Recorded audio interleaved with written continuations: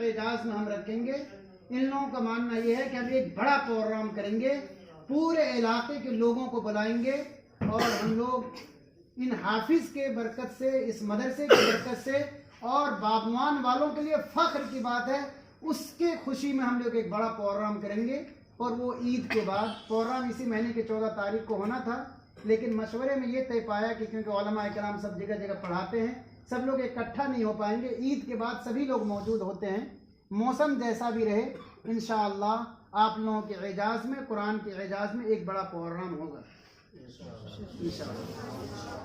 چند بنیادی باتیں قرآن کے تعلق سے، میں نے ایک آیت کریمہ تلاوت کی ہے، اِنَّا نَحْنُ نَزَّلْنَا الذِّكْرَ وَإِنَّا لَهُ لَحَافِظُونَ، کہ بے شک ہم نے اس قرآن کو، اس کتاب مقدس کو نازل کیا ہے، اور ہم نے ہی اس کے حفاظت کی ذمہ داری لی ہے،